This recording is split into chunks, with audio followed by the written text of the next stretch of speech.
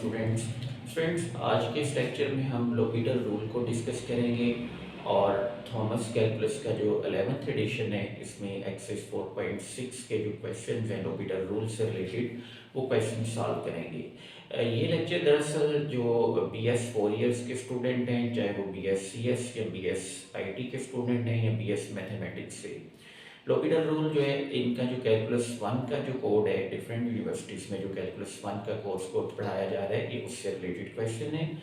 तो एक तो हम इसमें लोपिटल रूल डिस्कस करेंगे और लोपिटल रूल के साथ साथ जो है इसी के थॉमस कैलकुलस के 11th एडिशन में से कुछ क्वेश्चन जो हैं एग्जाम्पल के तौर पे ये क्वेश्चन भी सॉल्व करेंगे। मज़ीद लेक्चर की तरफ जाने से पहले अगर आपने अभी तक चैनल सब्सक्राइब नहीं किया तो चैनल को सब्सक्राइब कर लें और बेल आइकन पर क्लिक कर लें ताकि मज़ीद आने वाले लेक्चर्स की नोटिफिकेशन भी आपको रिसीव हो सकें।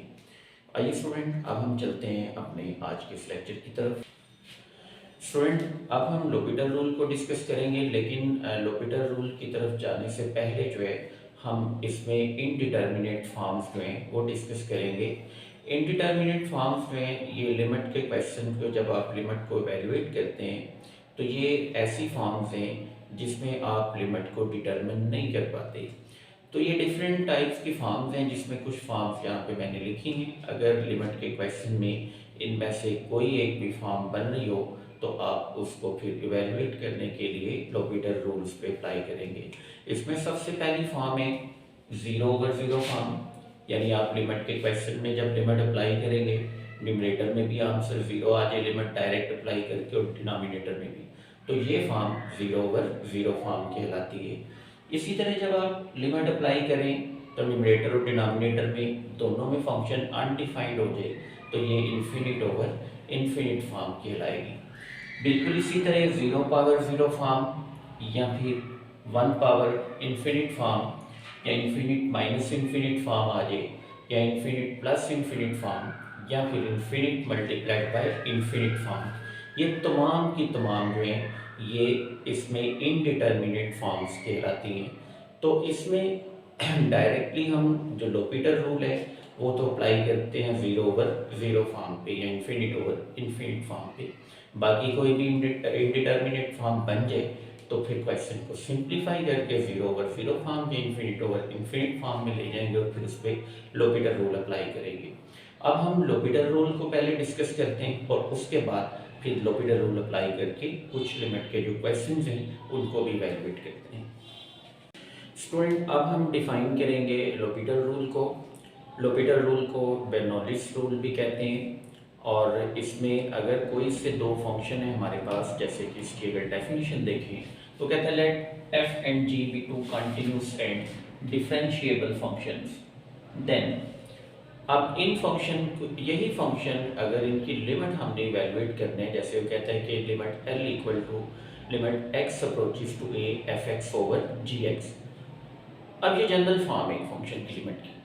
अगर आप इसमें लिमिट अप्लाई करते हैं डायरेक्टली न्यूमरेटर में भी जो भी फंक्शन दिया है उसमें भी x की जगह पुट कर लें वो कांस्टेंट a, और डिनोमिनेटर में जो फंक्शन गिवन है उसमें भी आप x की जगह अगर लिमिटिंग पॉइंट a पुट कर लें और आपके पास न्यूमरेटर का आंसर भी 0 आ जाए और डिनोमिनेटर का आंसर भी 0 आ जाए, तो सपोज कि ये फंक्शन आ गया हमारे पास 0/0 फॉर्म में। अगर इसमें 0/0 फॉर्म बन जाए तो फिर आप इस पे लोपिटल रूल अप्लाई करके न्यूमरेटर को भी डिफरेंशिएट करेंगे और डिनोमिनेटर को भी, और फिर जब डिफरेंशिएट कर लेंगे तो उसके बाद उसमें आपने लिमिट अप्लाई करने। लिमिट अप्लाई करने के बाद अगर 0/0 फॉर्म नहीं बन रही तो इवैल्यूएट करके लिमिट फाइंड आउट कर लेंगे। अदरवाइज यही प्रोसेस रिपीट करने अनटिल 0/0 फॉर्म जो है वो एग्जिस्ट करे। अब for example by L'Hopital rule, by L'Hopital rule, अब लोपिटल रूल के अकॉर्डिंग इसमें लोपिटल रूल में वो कहता है कि न्यूमरेटर का भी डेरिवेटिव लेंगे और डिनोमिनेटर का भी। लिमिट इसी तरह साथ चलेगी, limit x approaches to a और d/dx ऑफ f(x) ओवर में d/dx of g of x। यानी न्यूमरेटर को भी डिफरेंशिएट कर लेंगे और डिनोमिनेटर को भी। अब डिफरेंशिएट करने के बाद जो आंसर आता है उसको आपने जो है फिर उसमें लिमिट पुट करने, इवेल्युएट करने। अगर 0/0 फॉर्म ना आए दोबारा से तो इवेल्युएट करके आंसर लिख लेना। लेकिन अगर 0/0 फॉर्म फिर से आए, एग्जिस्ट करे, तो यही प्रोसेस आपने तब तक रिपीट करना है जब तक 0/0 फॉर्म एग्जिस्ट करेगी। तो आइए अब इसमें हम एक्सरसाइज 4.6 जो थॉमस कैलकुलस के 11th एडिशन की एक्सरसाइज है, इसमें से कुछ क्वेश्चन जो हैं उनको इवेल्युएट करके भी देखते हैं लोपिटल रूल अप्लाई करके। स्टूडेंट, अब हम एक्सरसाइज 4.6 का क्वेश्चन नंबर 11 सॉल्व करेंगे और ये थॉमस कैलकुलस की जो 11th एडिशन की बुक है उसका पेज नंबर 298 पे ये क्वेश्चन है। अब क्वेश्चन नंबर 11 में इसने जो लिमिट दी है वो कहता है कि evaluate limit x approaches to π/4 and sin x minus cos x over x minus π/4। अब पहले तो हम इसमें डायरेक्ट इसकी लिमिट देखेंगे कि फॉर्म कौन सी बनती है। अब इसी क्वेश्चन में यहाँ पे ये जो लिमिटिंग वैल्यू गिवन है ये पुट कर ली। लेट एक लिमिटिंग वैल्यू l के equal, let l equal to limit x approaches to π/4। So ये sin x minus cos x over x minus π/4। अब पहले तो हम ये देखेंगे कि फॉर्म इसमें कौन सी बनती है, इनडिटर्मिनेट फॉर्म है भी या नहीं। अगर इनडिटर्मिनेट फॉर्म है तो वो कौन सी फॉर्म बनती है। अब इसमें जब डायरेक्ट ये π/4 इसमें एंगल इसका पुट करेंगे तो π/4 है सर में डिग्री में 45 डिग्री, तो 45 का साइन भी आता है 1/√2 और cos भी आता है 1/√2 और यहाँ पे वैसे ही π/4 माइनस π/4 लिमिट अप्लाई करके ये दोनों भी कैंसिल होके 0 और ओवर में ये दोनों भी कैंसिल होके 0। तो इस क्वेश्चन में फॉर्म जो बनी हमारे पास वो 0/0 फॉर्म बनी, यानी ये आ जाएगा यहाँ पे असल में 0/0 फॉर्म। ये फॉर्म जो है वो इनडिटर्मिनेट फॉर्म है। अब यहाँ पे हम लोपिटल रूल अप्लाई करेंगे। बाय लोपिटल रूल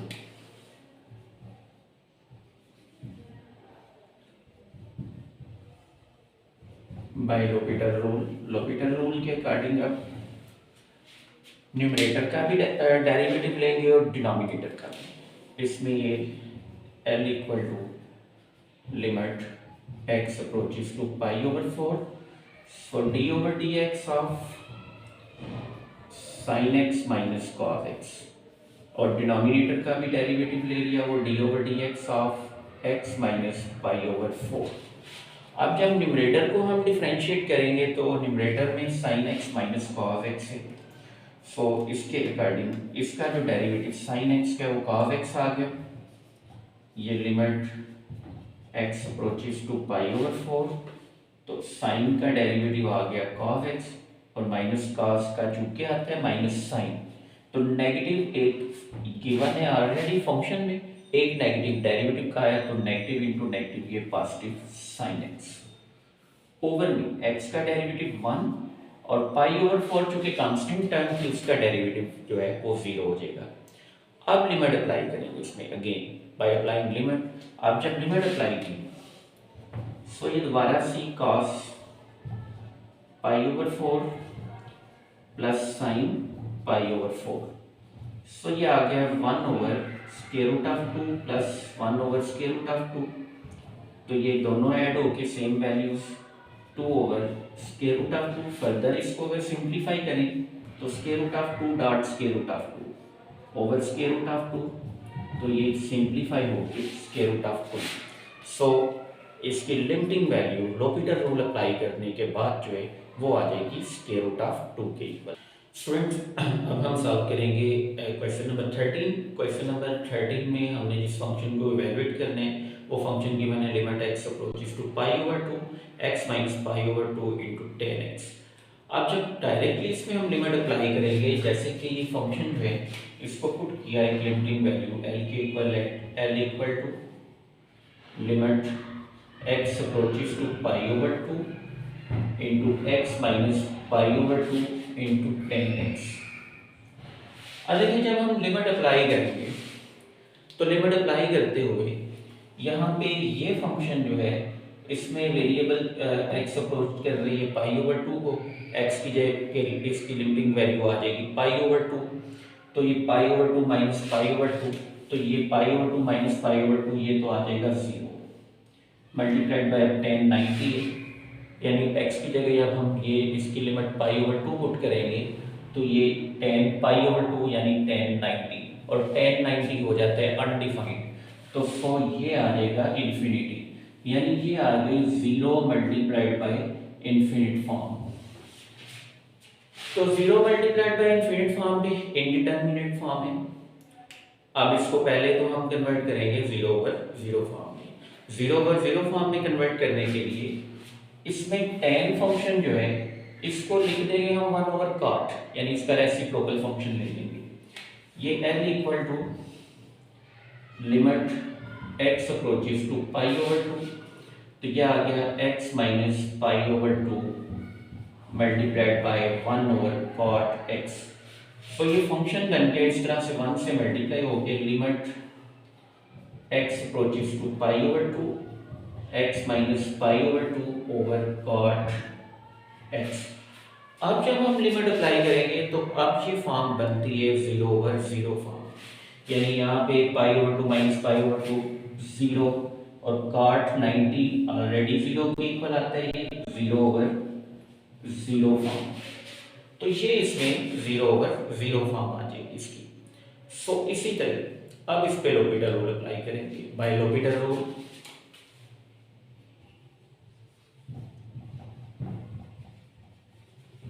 अब लोपिटल रूल के अकॉर्डिंग जो है ये आ जाएगा L equal to limit x approaches to pi over two और न्यूमरेटर का derivative d over dx of x minus pi over two over में डिनोमिनेटर का डेरिवेटिव ये d over dx of cot x।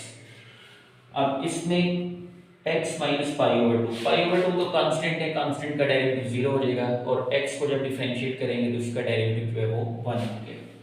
सो ये आ जाएगा फंक्शन अब limit x approaches to pi over two, तो 1 ओवर अब cot का derivative minus cosecant square x, तो 1 ओवर कोसिकेंट स्क्वायर जो है ये क्लोज हो जाएगा साइन स्क्वायर। सो ये limit x approaches to pi over two, तो 1 ओवर कोसिकेंट स्क्वायर ये क्लोज हो गया साइन स्क्वायर x माइनस में। अब इसमें लिमिट अप्लाई कर देंगे, जब लिमिट अप्लाई की अप्लाइंग लिमिट जब अप्लाई करेंगे तो L equal to limit x की जगह इसकी आ जाएगी पाई ओवर टू, तो लिमिट अप्लाई करके ये minus sine square pi over two, तो माइनस साइन 90 की वैल्यू जो है वो ऑलरेडी 1 आती है, तो ये माइनस का साइन चूंकि ऑलरेडी बाहर है तो माइनस ये 1 का स्क्वायर, तो माइनस 1 इसकी लिमिटिंग वैल्यू आ जाएगी। सो लोपिटल रूल से ये इवैल्यूएट होकर इसकी लिमिट जो है वो -1 के इक्वल आती है। स्टूडेंट्स अब हम क्वेश्चन नंबर 18 को सॉल्व करेंगे। क्वेश्चन नंबर 18 में हमने इवैल्यूएट करना है limit t approaches to 0 10 sin t minus t over t cube. अब इस क्वेश्चन में यही अगर लिमिटिंग वैल्यू l के इक्वल इसको पुट करें, let l equal to limit t approaches to 0 10 sin t minus t over t cube.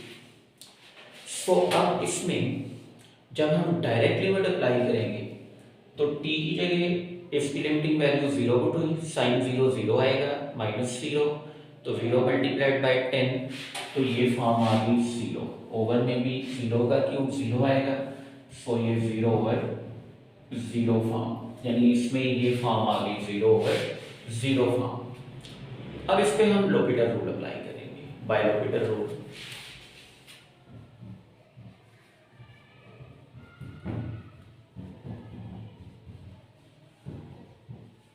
अब L'Hopital rule से ऑलरेडी हमें पता है, प्रीवियस क्वेश्चन में भी हमने ये प्रोसीजर किया कि न्यूमरेटर का भी डेरिवेटिव ले लेते हैं और डिनोमिनेटर का भी। इस क्वेश्चन में डायरेक्टली मैं ये इसका सिंबॉलिक फॉर्म लिखने की बजाय इसका डेरिवेटिव लूँगा।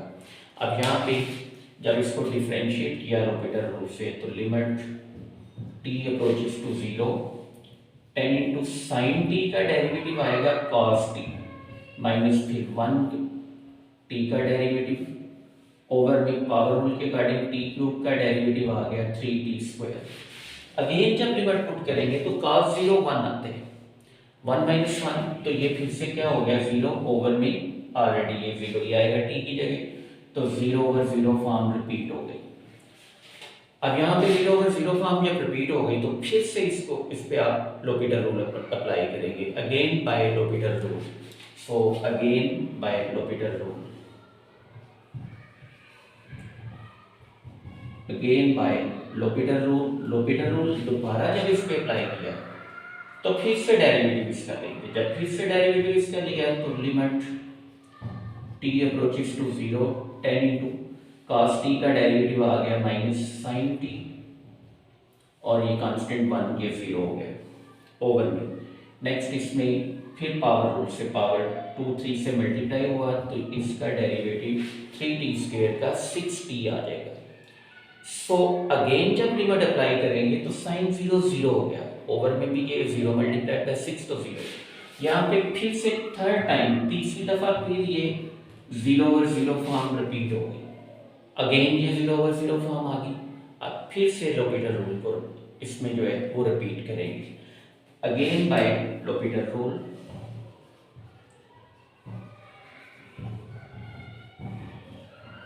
Again by L'Hopital rule. दोबारा जब लोपिटर रूल अप्लाई किया इसके अकॉर्डिंग जो है ये लिमिट t अप्रोचेस टू 0, फिर से इसका डेरिवेटिव लेंगे, माइनस साइन t का derivative minus cos t, so minus 10 cos t over में 6।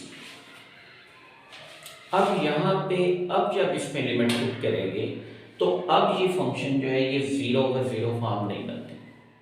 अब हम जहाँ वेरिएबल t है उसकी जगह इसकी लिमिट पुट कर लेंगे बाय अप्लाइंग लिमिट। जब लिमिट अप्लाई की तो f इक्वल टू यहाँ पे t की जगह इसकी लिमिटिंग वैल्यू 0 पुट करेंगे तो ये माइनस 10 cos 0 ओवर में 6 और cos 0 की वैल्यू जो है वो 1 आ जाती है। सो ये l equal to minus 10 into 1 over 6, l equal to minus 10 over 6, ये 2 से सिंप्लीफाई होके l equal to minus 5 over 3, तो इसकी लिमिटिंग वैल्यू जो है वो माइनस 5 ओवर 3 के इक्वल आ जाएगी। स्टूडेंट्स अब हम क्वेश्चन नंबर 21 सॉल्व करेंगे। क्वेश्चन नंबर 21 जो है वो थोड़ा सा डिफरेंट क्वेश्चन है, लेकिन इसमें भी लिमिट को हमने जो इवेल्युएट करने उसमें क्या है लिमिट r अप्रोचेस टू 1 और फंक्शन गिवन है a into R power n minus 1 over r minus 1 और पावर जो गिवन है पावर के लिए उसने कंडीशन लिख दी कि n is a positive integer, n एक पॉजिटिव इंटीजर है, इसका मतलब है कि यहाँ पे हम पावर रूल न्यूमरेटर में ही इसको यूज करेंगे। अब इसमें जो गिवन फंक्शन है लिमिटिंग वैल्यू l के इक्वल पुट किया, let l equal to limit r approaches to 1 a into R power n minus 1 over r minus 1। अब यहाँ पे वेरिएबल जो है वो r यूज हो रही है। अब जब डायरेक्टली हम लिमिट पुट करेंगे तो 1 की पावर n 1 आ जाएगा माइनस 1, तो वो 1 माइनस 1 0 बना, 0 a से मल्टीप्लाई होके 0 हो जाएगा। सो न्यूमरेटर इसका 0 आ गया, डिनोमिनेटर में भी जब लिमिट इसकी r की जगह 1 पुट करेंगे तो 1 माइनस 1 ये भी 0, तो 0 ओवर 0 फॉर्म है। अब यहाँ पे ये 0 ओवर 0 फॉर्म बन गई। अब इस पे लोपिटर रूल अप्लाई करेंगे bye L'Hopital rule.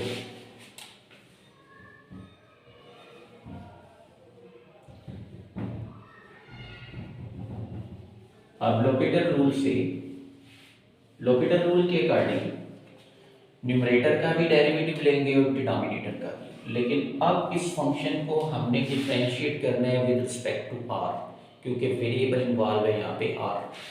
So l equal to limit r approaches to 1 a dot d over dr to r power n minus 1 over फिर d over dr r minus 1।